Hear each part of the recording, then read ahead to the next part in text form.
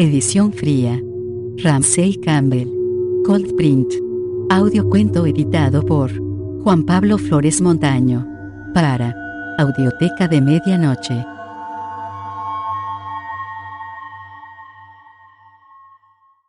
Edición fría. Porque ni aun los esbirros de Cthulhu se atreven a hablar de Y. Golonak. Sin embargo, llegará el tiempo en que Y. Golonak surgirá de la soledad de los tiempos inmemoriales y una vez más andará entre los hombres. Revelaciones de Glaki, volúmenes. Sí. Sam Strutt se chupó los dedos y se los secó con el pañuelo. Tenía las yemas grises por la nieve del pasamanos de la plataforma del autobús. Luego sacó el libro de la bolsa de plástico que tenía en el asiento de al lado, extrajo el billete de entre sus páginas, lo sujetó contra la tapa para protegerlo con sus dedos y comenzó a leer. Como ocurría a menudo, el cobrador supuso que el billete de Strutt era válido. Strutt no le sacó del error. Fuera, la nieve caía en las calles laterales y se deslizaba bajo las ruedas de los coches que avanzaban cautelosos.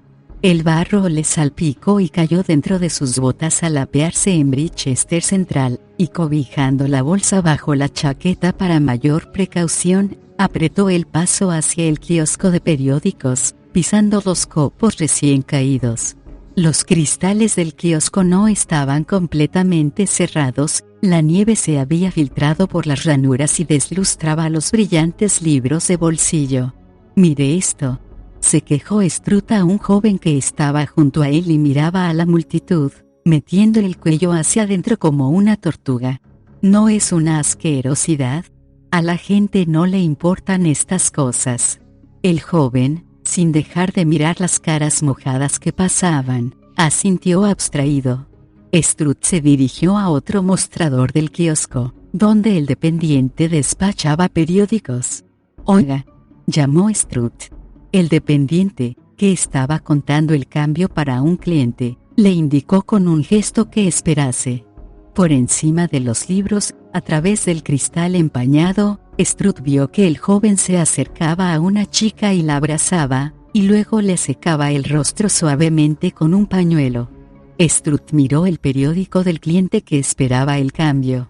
«Brutal asesinato en las ruinas de una iglesia», leyó. La noche anterior habían encontrado un cadáver entre las desmoronadas paredes de lo que había sido la iglesia de Lower Bridgester. Cuando quitaron la nieve de la figura marmórea, descubrieron en el cadáver horribles mutilaciones que parecían.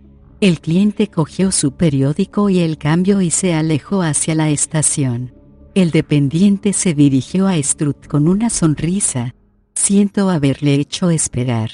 «No importa», dijo Strutt. «¿Se da cuenta de que está cayendo nieve encima de los libros?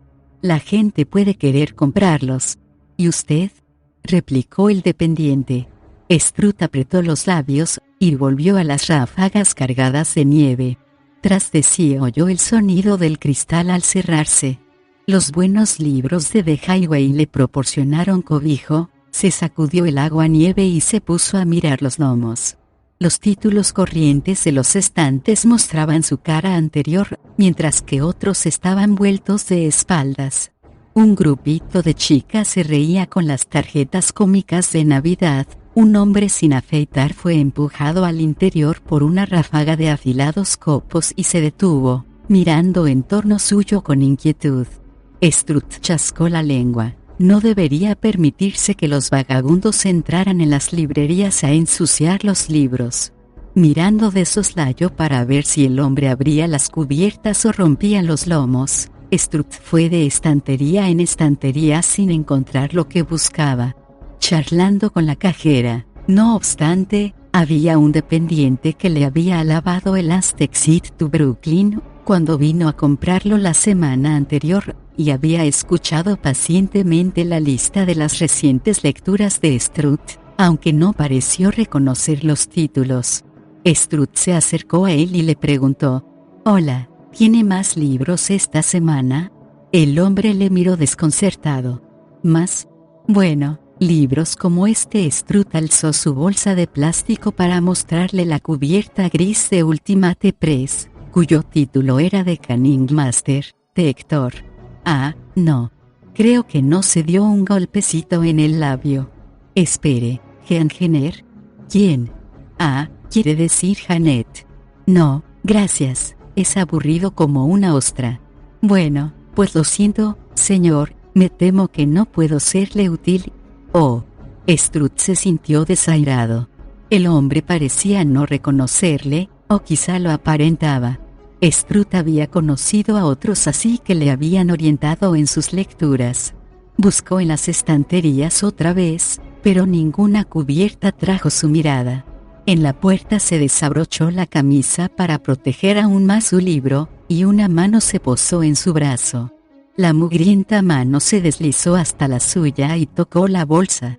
Struth la apartó furioso y se encaró con el vagabundo. Un momento. Siseó el hombre. ¿Busca usted más libros de ese género? Yo sé dónde hay. Esta proximidad ofendía a su estricto sentido de la lectura de libros, y no tenía por qué disimularlo. Arrancó la bolsa de los dedos que la cogían. Así que a usted le gustan también, ¿eh? Oh, sí, tengo muchos. Struth le tendió una trampa. ¿Cuáles? Oh, Adán y Eva, tómame como quieras. Todas las aventuras de Harrison, ya sabe, hay montones. Struth admitió de mala gana que el ofrecimiento del hombre parecía sincero. El dependiente, junto a la caja, les observaba. Struth miró hacia atrás. De acuerdo, dijo. ¿Dónde está ese lugar del que me habla? El otro le cogió del brazo y le sacó ansiosamente a la nieve que caía sesgada. Apretándose el cuello del sobretodo, los dos peatones se deslizaron por entre los coches que esperaban a que retirasen un autobús que había patinado. Los limpiaparabrisas aplastaban los copos de nieve en las esquinas de los parabrisas. El hombre tiró de Struth en medio del concierto de claxones que bramaban y alborotaban. Luego pasaron entre dos escaparates desde los que les miraron despectivamente unas chicas que vestían a unas figuras sin cabeza, y descendieron por un callejón. Struth reconoció la zona, que había explorado minuciosa e inútilmente en busca de librerías apartadas, decepcionantes tienduchas de revistas para hombres, ocasionales varadas pungentes de cocinas, coches cubiertos de costras de nieve, calor de tabernas bulliciosas contra el frío. El guía de Struth se refugió en la entrada de un bar para sacudirse el abrigo. La blanca capa de cristal se quebró y cayó de sus hombros. Struth se unió a él y ajustó el libro en su bolsa, cobijada debajo de la camisa. Se puso a patear para desprender la costra de sus botas, y dejó de hacerlo cuando el otro siguió su ejemplo. No deseaba establecer relación alguna con el hombre ni aun mediante un gesto trivial. Miró con fastidio a su compañero, su nariz hinchada a través de la cual sorbía ahora un moco, el intermitente inflarse de sus mejillas al soplarse las manos temblorosas. Struth sentía horror a tocar a alguien que no fuese remilgado. Más allá de la puerta, los copos cubrían ya las huellas que ellos habían dejado, y el hombre dijo: «Tengo una sed espantosa, de tanto andar a este paso». Así que este era el truco, ¿no? Pero la librería estaba más adelante. Struth entró en el bar y pidió 2 pintas a una camarera colosal y con el pecho erizado de volantes, que navegaba de aquí para allá con vasos y accionaba las espitas con placer. Unos viejos fumaban sus pipas en dudosos compartimentos, una radio transmitía marchas, unos hombres, con la jarra en la mano, hacían puntería con jovial despreocupación sobre una diana o sobre una escupidera. Struth se sacudió el abrigo y lo colgó junto a él. El otro siguió con el suyo puesto, y miró su cerveza. Decidido a no hablar, Struth miró los oscuros espejos que reflejaban gesticulantes tertulias en torno a sucias mesas no directamente visibles. Pero se iba sintiendo gradualmente sorprendido ante la taciturnidad de su compañero de mesa. No era esta gente, pensó, bastante charlatana, de hecho prácticamente imposible de acallar. Resultaba intolerable, Esto de permanecer sentado ociosamente en un bar asfixiante de una calle apartada, cuando podía estar paseando o leyendo, debía hacer algo.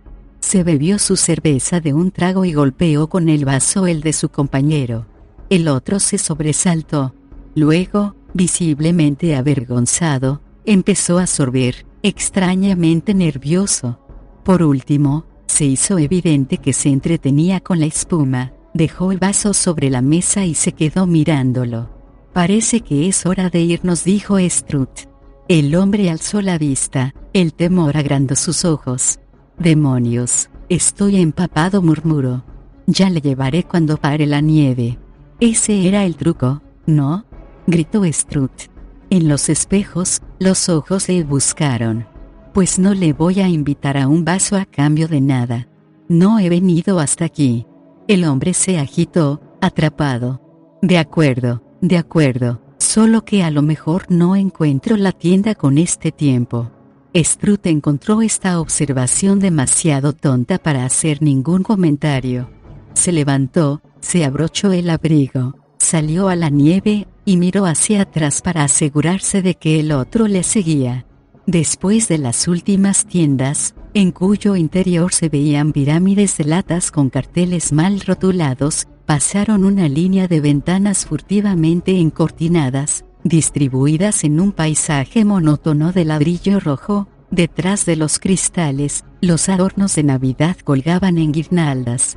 Al otro lado de la calzada, enmarcada en la ventana de un dormitorio, una mujer de mediana edad corrió las cortinas y ocultó a un menor que tenía junto a su hombro. «Vaya, allá van», dijo Strutt para sus adentros. Sabía que podía controlar sin hablar a la figura que iba delante, y efectivamente, no le dijo nada cuando se detuvo temblando, indudablemente de frío, y prosiguió al aparecer tras él Strutt, un par de centímetros más alto que el 1,70 m de su mejor constituida persona. Por un instante, mientras el cuerpo nevado caminaba delante por la calle con los copos recortando la figura y cortándole las mejillas como efímeras cuchillas de hielo, Strutt sintió deseos de hablar de las noches en que permanecía en la cama sin poder dormir, escuchando a la hija de su patrona cuando la pegaba su padre, en la habitación de arriba, o esforzándose en oír los apagados ruidos de muelles de una cama, quizá de la pareja de abajo. Pero pasó el momento, como barrido por la nieve, el final de la calle se había abierto, bifurcándose, con un refugio de peatones en medio, en dos calles espesamente tapizadas de nieve, una de las cuales se alejaba ocultándose entre las casas, y la otra, más corta, comunicaba con una circunvalación. Ahora Strutt supo dónde estaba. Esa misma semana había visto desde un autobús el letrero de «Mantenga su izquierda» tumbado boca arriba en el refugio de peatones, con su superficie cubierta de pisadas. Cruzaron la calzada de circunvalación, salvaron los desmoronados bordes de surcos llenos de charcos engañosamente vidriados que se agrupaban detrás de las huellas de un tractor oruga de unas obras, y siguieron por en medio del blanco torbellino hasta un descampado donde una chimenea solitaria se tragaba la nieve.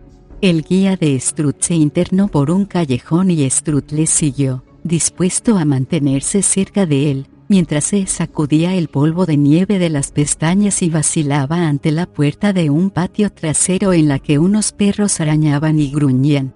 El hombre dio unos pasos a la izquierda, luego otros a la derecha, en el cerrado laberinto de paredes, entre casas de crueles esquinas, mellados cristales de ventanas y puertas entornadas, a las que ni la nieve, más benévola con los edificios que con sus ocupantes, podía suavizar. Torcieron por última vez, y el hombre avanzó bamboleante por un pavimento junto a los restos de un almacén, cuya fachada se abría vacía para enmarcar un montón de botellas de vino, abandonadas bajo un enorme cartel que anunciaba aquí 57 variedades. Un pedazo de nieve cayó del esqueleto del toldo para ser tragado por el montón de abajo. El hombre movió la cabeza, pero al acercársele Strutt, señaló temerosamente la acera opuesta y dijo: «Ayes, hemos llegado». Los surcos de barro salpicaron las perneras de Strut al cruzar corriendo, calculando mentalmente que, mientras el hombre había tratado de desorientarle, él había deducido que la calle principal se encontraba a unos 500 metros. Luego leyó el cartel de la tienda, libros americanos. Compra-venta.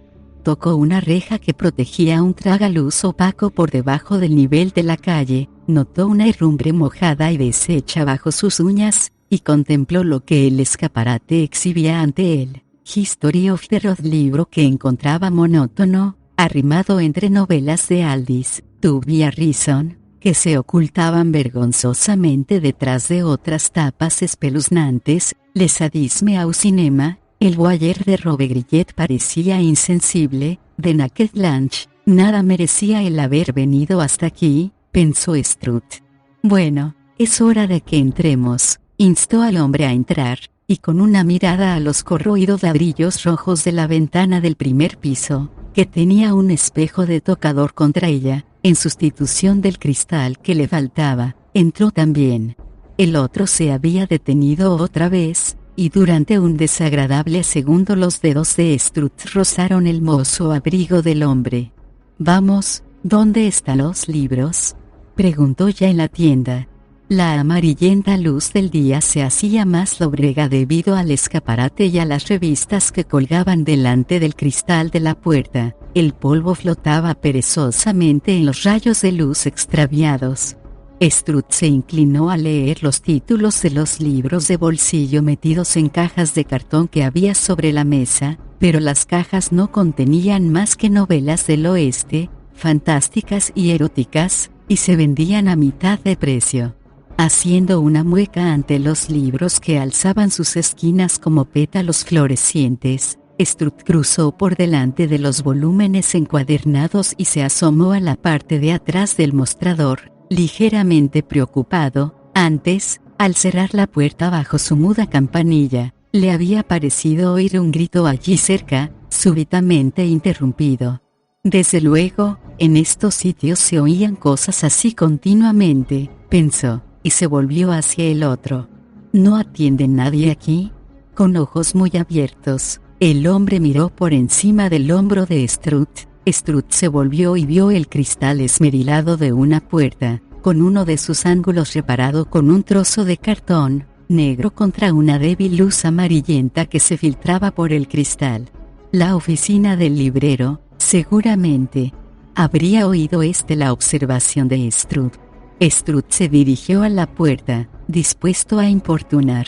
Entonces el hombre, movido de un impulso, buscó atribuladamente detrás del mostrador, abrió un estante de puertas de cristal, lleno de libros con oscuras sobrecubiertas, y extrajo finalmente un paquete envuelto en papel gris de un escondite que había en un rincón de una de las baldas. Se lo arrojó a Strut, murmurando: Este es uno, y se quedó mirando, con un súbito temblor de piel debajo de los ojos, mientras Strut rompía la envoltura. La vida secreta de Wackford Scares. Ah, me gusta, aprobó Strut, olvidándose momentáneamente de lo demás y echando mano de su cartera, pero los dedos mugrientos sujetaron su muñeca. Páguelo la próxima vez, suplicó el hombre. Strut vaciló, ¿podía marcharse con el libro sin pagar? En ese momento se agitó una sombra en el cristal esmerilado, un hombre sin cabeza arrastraba algo pesado. Sin duda aparecía decapitado por el cristal y por su postura inclinada, concluyó Strut. Luego se dio cuenta de que el tendero debía de mantener contacto con Ultimate Press. Convenía entonces no perjudicar este contacto robando un libro. Apartó los dedos frenéticos y contó 2 libras, pero el otro retrocedió, extendiendo sus dedos con gran temor, a situarse contra la puerta de la oficina de cuyo cristal había desaparecido la silueta, casi cayendo antes en brazos de Strut. Strut los rechazó y dejó los billetes en el hueco que había dejado el Wackford Scares, y luego se volvió hacia él. ¿No va a envolvérmelo? No, bien pensado, lo haré yo mismo. El rollo del mostrador hizo un ruido sordo liberando una banda de papel marrón, Strutt cortó un trozo no descolorido. Al envolver el libro, mientras apartaba con los pies el trozo desechado, algo cayó al suelo. El otro se había retirado hacia la puerta de la calle con tal torpeza que un botón de la bocamanga que llevaba colgando se había enganchado en el borde de una caja llena de libros. Se quedó helado ante los libros esparcidos, con la boca y las manos abiertas de asombro, un pie encima de una novela abierta como una polilla aplastada, y las partículas de polvo flotando a su alrededor en los rayos de luz moteada por la nieve que caía como cribada. Sonó el clic de una cerradura. Strutt dio un respingo, ató el paquete y, rodeando al hombre con disgusto, abrió la puerta.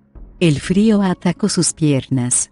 Empezó a subir los peldaños y el otro se apresuró a seguirle. El pie del hombre estaba en el umbral, cuando unos pasos pesados avanzaron por el entarimado. El hombre giró rápidamente sobre sus talones y volvió a entrar. Detrás de Strutt la puerta se cerró de golpe. Strutt aguardó. Luego se le ocurrió que podía marcharse apresuradamente y desembarazarse de su guía.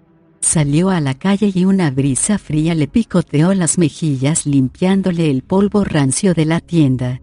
Volvió el rostro, pisó la costra de nieve del titular de un periódico mojado, y se encaminó hacia la calle principal, que sabía que pasaba cerca. Strutt se despertó temblando. El letrero de neón de la ventana de su apartamento, un cliché implacable como un dolor de muelas, se recortaba deslumbrante contra la noche cada 5 segundos, y por esto, y por los dardos de frío, supo Strutt que era de madrugada. Cerró los ojos otra vez, pero aunque tenía los párpados febriles y pesados, su mente no descansaba. Más allá de los límites de su memoria, acechaba el sueño que le había despertado. Se removió inquieto. Por alguna razón pensó en el pasaje de la lectura de la noche anterior. Cuando Adán llegó a la puerta sintió la mano de Eva que le cogía la suya y le retorcía el brazo por la espalda, obligándole a caer en el suelo.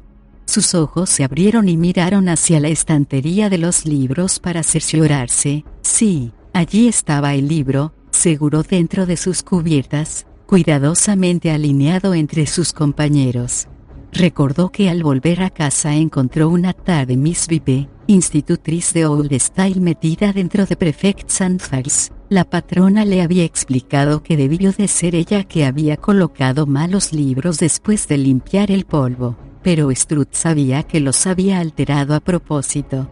Strutt había comprado una estantería con cerradura, y cuando ella le pidió la llave, le había contestado: «Gracias, yo los limpiaré». Hoy en día no se podían tener amigos.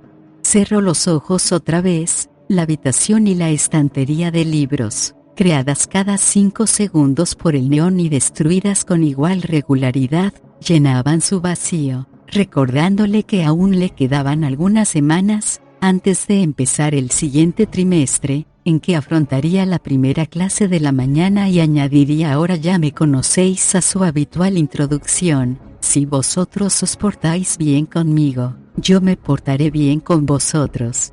Algunos chicos pondrían a prueba con seguridad esta advertencia, y Strutt tendría que demostrarlo. Vio arrugarse un pantalón blanco de gimnasia allí donde él había dirigido una zapatilla con fuerza satisfactoria.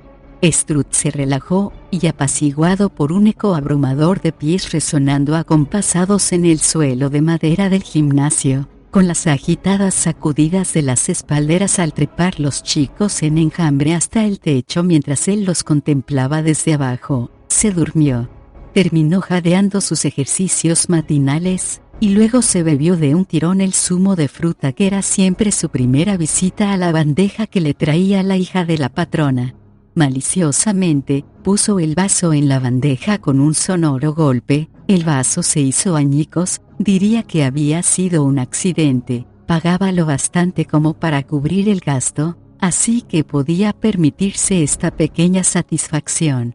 «Que tenga unas buenas Navidades», había dicho la muchacha, paseando la mirada por toda la habitación.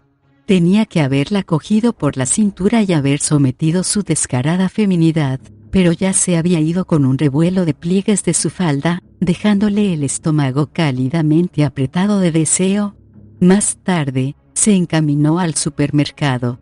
De varios jardines surgía el estridente raspar de las palas quitando la nieve.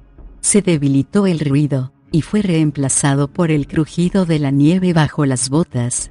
Cuando salió del supermercado, con un montón de latas, una bola de nieve le rozó la cara y fue a aplastarse contra el escaparate, formando una barba translúcida que se escurrió hacia abajo como aquel fluido de las narices de los chiquillos que tan a menudo ponía furioso a Strut, pues estaba decidido a quitarles a palos esta maldad, este indignante comportamiento. Strut buscó en torno suyo al francotirador. Era un chiquillo de 7 años, montado en un triciclo y dispuesto a emprender una rápida retirada. Strut hizo un gesto involuntario como para atrapar al niño. Pero la calle no estaba desierta. La madre, con pantalones y los rulos asomando por debajo del pañuelo de la cabeza, le dio una palmada en la mano a su hijo. «Te he dicho que no hagas esas cosas». «Lo siento», le gritó a Strut. «Nada, no tiene importancia», refunfuñó él, y regresó a su apartamento. Su corazón latía alocadamente. Deseaba fervientemente haber podido hablar con alguien como el librero de la esquina de Goatswood, que compartía sus impulsos. Cuando el hombre murió, aquel año, Strut se sintió abandonado en una tácita conjura, en un mundo hostil. Tal vez el nuevo librero resultaría de un carácter similar.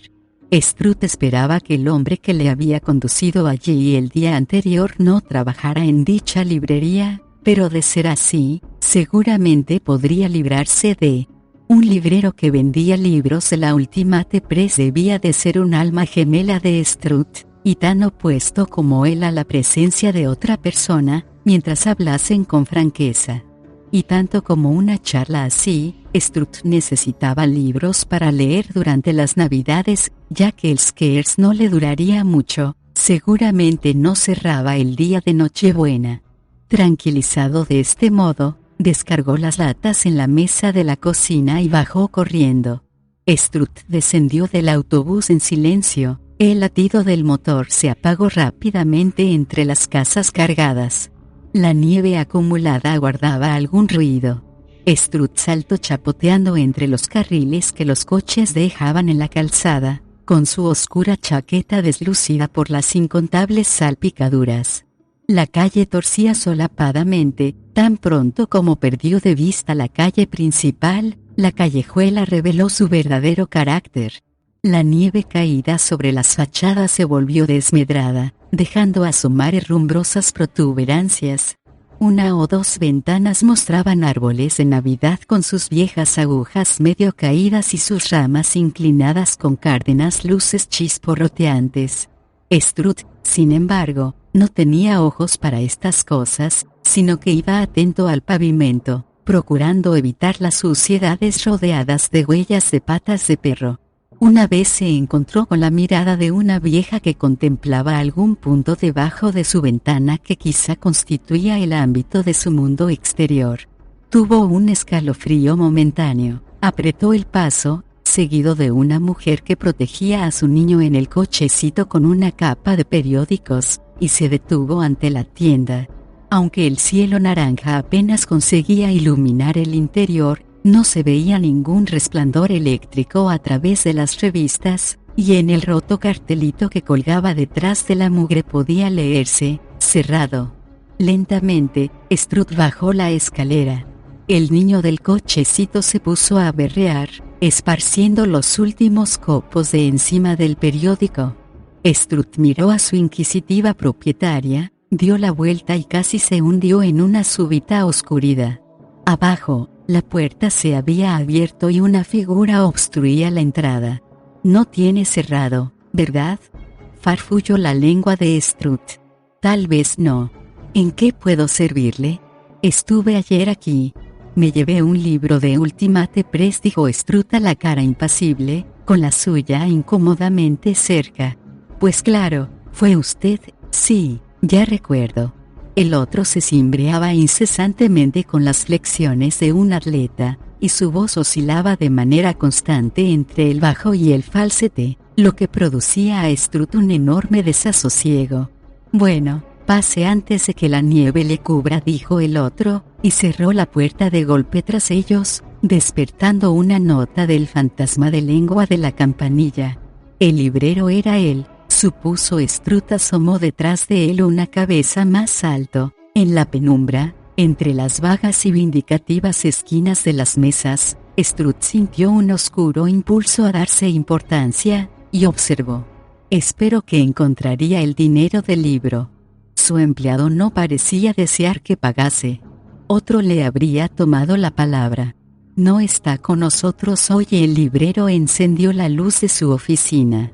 Al iluminarse su cara arrugada y llena de bolsas, pareció aumentar. Tenía los ojos hundidos en curvadas estrellas de pliegues, las mejillas y la frente se combaban desde los surcos, la cabeza flotaba como un globo inflado a medias encima de un traje relleno.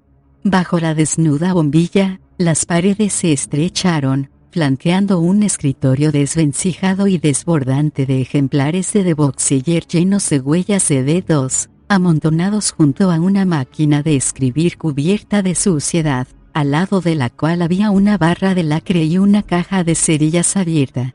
Dos sillas se encaraban una a otra a ambos lados de la mesa, y detrás había una puerta cerrada.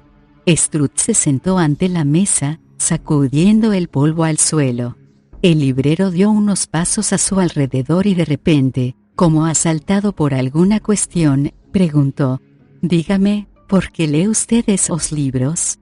Esta pregunta se la había hecho a menudo su director en la sala de profesorado, hasta que Strut tuvo que dejar de leer novelas durante los recreos.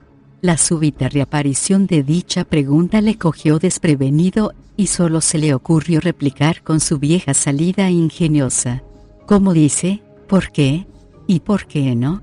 «No le critico», se apresuró a decir el otro, paseando inquieto alrededor de la mesa. «Me interesa verdaderamente.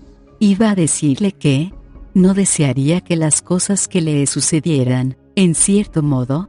Bueno, quizá Strut sintió recelo ante el giro de la conversación, y deseó poder dominarla. Sus palabras parecían hundirse en un silencio nevado entre aquellas paredes polvorientas, para desvanecerse inmediatamente sin dejar huella. «Me refiero a lo siguiente: cuando usted lee un libro, ¿no hace que suceda ante usted, mentalmente? Sobre todo si trata de visualizarlo de manera consciente, aunque eso no es lo esencial. Podría tirar el libro, por supuesto.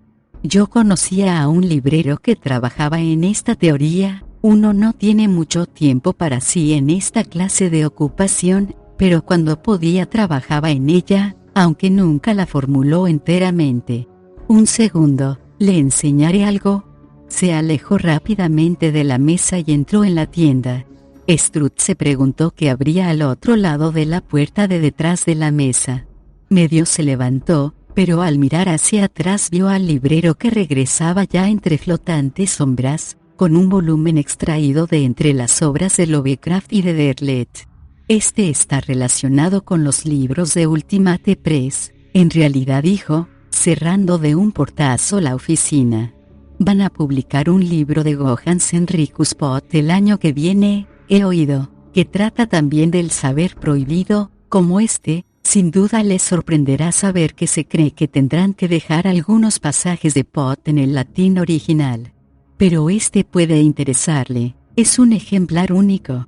Probablemente no conoce las revelaciones de Glacki, es una especie de Biblia escrita bajo inspiración sobrenatural. Se conocían solo 11 ejemplares, pero este es el 12º, escrito por un hombre en la cima de Merciel. Movido por un sueño, su voz se hizo insegura al continuar: «No sé cómo iría a parar a otras manos. Supongo que la familia debió de encontrarlo en algún desván después de la muerte del autor y pensó que valdría unos peniques. ¿Quién sabe?». El librero aquel. Bueno, había un pasaje que, como probaba su teoría, le pareció providencial. «Mire». El librero rodeó a Strut otra vez y colocó el libro en su regazo, posando sus brazos sobre los hombros de Strut. Strut apretó los labios y miró al rostro del otro, pero le flaqueó un poco la energía. Renunció a manifestar su desaprobación, y abrió el volumen. Era un viejo libro mayor, tenía las bisagras rajadas, y sus páginas amarillentas estaban cubiertas con las líneas irregulares de una escritura angulosa. A Strut le tenía desorientado todo el largo monólogo introductorio. Ahora, con el libro ante sí, recordó vagamente aquellos mazos de hojas mecanografiadas y duplicadas que habían circulado en los aseos durante su adolescencia. La palabra revelaciones sugería lo prohibido. Intrigado de este modo, leyó al azar. Aquí, en Lower Bridgester, la bombilla desnuda definía cada fragmento de pintura descascarillada de la puerta opuesta, y unas manos se movían sobre sus hombros, pero en algún lugar, por debajo de él, unas pisadas inmensas y blandas le seguían en la oscuridad. Al volverse a mirar, vio una figura hinchada y encendida por encima de él. ¿Qué era todo esto? Una mano se cogió a su hombro izquierdo, mientras la mano derecha iba volviendo páginas. Finalmente, un dedo subrayó un párrafo. Más allá de un abismo de noche subterránea, un pasadizo conduce a un muro de macizos ladrillos, y más allá de ese muro se yergue Y Golonak, servido por las harapientas y ciegas criaturas de las tinieblas.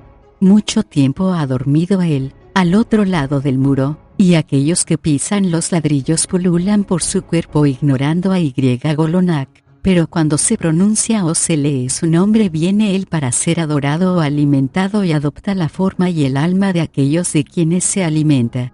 Pues aquellos que leen sobre el mal y buscan su forma, le invocan en sus mentes y así es como puede Y Golonak volver a caminar entre los hombres y esperar el tiempo en que la tierra quede libre y salga Cthulhu de su tumba entre las algas, y Glaki rompa la trampa de cristal, y la descendencia de Eort surja a la luz, y Shub-Niggurath pise la lente lunar, y Byatis irrumpa de su prisión, y Daolot arroje la ilusión y manifieste la realidad que se oculta detrás. Las manos sobre sus hombros se movían constantemente, aflojando y apretando. La voz fluctuó. ¿Qué piensa usted de eso? Strut pensaba que era una divagación sin sentido, pero en cierto modo su calor le había abandonado. Respondió inseguro. Bueno, no es la clase de lectura que uno encuentra a la venta. ¿No le resulta interesante? La voz se hizo profunda, ahora era de un bajo dominante. El otro dio la vuelta y se colocó detrás del escritorio, parecía más alto, su cabeza chocó con la bombilla, sacando sombras escrutadoras de los rincones, barriéndolas y sacándolas otra vez. ¿Le interesa? Su expresión era intensa, dentro de lo que cabía, porque la luz movía la oscuridad en las oquedades de su cara, como si la estructura ósea se derritiera visiblemente. En las brumas de la mente de Strut surgió una sospecha. No había oído decir a su querido y difunto amigo el librero de Goatswood que existía un culto de magia negra en Bridgester, un círculo de jóvenes dominados por un tal Franklin o Franklin. ¿No estaría hablando precisamente con él? Yo no diría tanto, replicó. Escuche. Había un librero que leyó esto, y yo le dije, usted puede convertirse en sumo sacerdote de Y Golonak. Podrá hacer bajar a las formas de la noche para que adoren a Y Golonak en determinadas épocas del año. Usted se postrará ante él y a cambio sobrevivirá cuando la tierra sea barrida por los grandes primordiales. Usted traspasará los límites más allá de los cuales se agita en las tinieblas. Antes de que pudiese continuar, Strut exclamó. ¿Se refiere usted a mí? Entonces se dio cuenta de que estaba a solas en una habitación con un loco. No, hablaba del librero. Pero la oferta es ahora para usted. Bueno, lo siento, tengo cosas que hacer. Strut se dispuso a levantarse. Él también la rechazó. El timbre de la voz chirrió en los oídos de Strut. Tuve que matarlo. Strut se quedó helado. ¿Cómo debía uno tratar a un loco? Ante todo, apaciguarle. Vamos, aguarde un momento. ¿Qué sacaría poniéndolo en duda? Tengo a mi disposición más pruebas de las que usted podría soportar. Usted será mi sumo sacerdote, o no saldrá de esta habitación. Por primera vez en su vida, mientras las sombras de aquellas paredes toscas y opresivas disminuían su balanceo como expectantes, Strut luchó por dominar una emoción, reprimió su mezcla de temor y de ira con calma. Si no le importa, tengo una cita. No, cuando su realización se encuentra aquí entre estas cuatro paredes, la voz se espesó. Usted sabe que he matado al librero, está en los periódicos. Huyó y se refugió en las ruinas de una iglesia, pero le cogí con mis manos. Entonces dejé el libro en la tienda para que fuese leído, pero el único que lo cogió por equivocación fue el hombre que le trajo a usted aquí. Necio. Se volvió loco, y se acurrucó en un rincón cuando vio las bocas. Le dejé porque pensé que podría traerme a algunos de sus amigos, de los que se sumergen en los tabúes físicos y desperdician las auténticas experiencias, las regiones prohibidas para el espíritu. Pero solo se puso en contacto con usted y le trajo aquí mientras yo me alimentaba. Hay alimento de vez en cuando. Jovencitos que vienen en busca de libros en secreto, se aseguran de que nadie sepa lo que leen, y se les puede convencer para que lean las revelaciones. Imbécil. Ya no podrá traicionarme con sus tartamudeos. Ah, yo sabía que volvería usted. Y será mío. Strut apretó los dientes en silencio hasta que creyó que se le partía la mandíbula. Se levantó, asintió, y tendió el volumen de las revelaciones hacia la figura. Estaba preparado para, cuando la mano cogiese el libro mayor, salir disparado de la oficina. No puede salir, se lo advierto. Está cerrado con llave. El librero se meció sobre sus pies, pero no saltó hacia él. Las sombras eran ahora despiadadamente claras, y el polvo fluctuaba en el silencio. Usted no tiene miedo, parece calcular demasiado. ¿Es posible que no me crea aún? De acuerdo. Posó la mano en el pomo de la puerta que había detrás de la mesa. ¿Quiere ver lo que queda de mi alimento? En la mente de Strut se abrió una puerta, y retrocedió ante lo que podía ver al otro lado. No, no, gritó.